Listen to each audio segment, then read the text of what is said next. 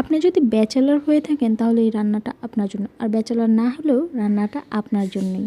তো দেখেই তো নিলেন, একটা ডিম নিয়ে নিয়েছি আর 3টা আলু নিয়েছি। 3টা আলু কিন্তু আগে আমি সিদ্ধ বসিয়ে দিয়েছিলাম। এটা যখন সিদ্ধ হচ্ছিল তার মধ্যে আমি সব কোটাবাছা করে ফেলেছি। তো বেশি কিছু না, আমি একটা কড়াইতে একটু তেল নিয়ে নিলাম। অ্যাজ ইউজুয়াল যেভাবে আমরা রান্না করি সেভাবে রান্না করব। কিছু পেঁয়াজ দিয়ে দিব। আর এটা যারা ব্যাচেলর আছেন বা যারা হলে থাকেন তারাও কিন্তু এই রান্নাটা করে খেতে পারেন। যাদের দেশে বাড়ি বগুড়া অথবা রংপুর তারা আমার এই রান্নার ভিডিওতে কমেন্ট করতে পারেন যে আসলে আপনারা এই রান্নাটাকে কী।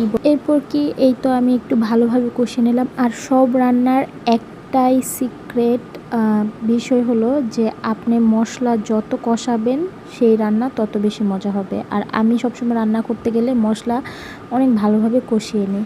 এই তো আমি এরপরে কাঁচামরিচ বাটা আর হলো আদা রসুন একসাথে বেটে রেখে দিয়েছিলাম, একটু জিরা গুঁড়াও বেটেছিলাম, সব একসাথে দিয়ে মিক্স করে এই তো এরপরে তেজপাতা দিয়ে ভালোভাবে কষিয়ে নিলাম। মশলাটা ভালোভাবে কষানোর পরে আমি সেই সিদ্ধ করা আলুটা দিয়ে দিলাম।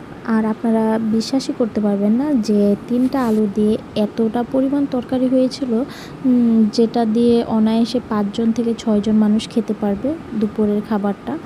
এরপর আমি এটার মধ্যে বেশি পরিমাণ পানি দিয়ে দিব, যার যতটুকু ইচ্ছা দিয়ে দিতে পারেন। একটু বেশি দেওয়া ভালো, কারণ আলু কিন্তু অনেক পানি শুষে নেয়। আর এটা যখন রান্না হয়ে যাবে তখন নামানোর পরও কিন্তু অনেকটা ঘন হয়ে যাবে। তো এই তো আমার দেখেন কতটুকু পানি দিয়েছিলাম আর কতটুকু হয়ে গেল। এরপর এটা কিন্তু এভাবে খাওয়া যাবে, কিন্তু আমি এটার মধ্যে একটু ফিউশন করব, মানে এটার মধ্যে একটু ডিম দিয়ে দেবো একটা। আর ডিমটা দিলে কিন্তু অনেক মজা হয় খেতে, আপনারা কিন্তু এটা ট্রাই করতে পারেন। তো আমি ডিমটার মধ্যে লবণ দিয়ে ফেটিয়ে ডিমটা আগে ভেজে নেব। আর ডিমটাকে আমি অনেকগুলো টুকরা করেছি একসাথে, যাতে প্রতিটা বাইটে বাইটে আমি ডিম পাই।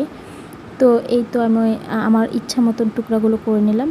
তারপর এটা আমি সেই আলুর যে তরকারিটা রান্না করেছি সেটার মধ্যে দিয়ে দিব। আর এখন অবধি অনেকে মনে করবে যে শেষ হয়ে গেছে রান্নাটা, আসলে না, এখন আমি এটাকে বাগার দিব। এটা দিলে কিন্তু আরও বেশি মজা হয়।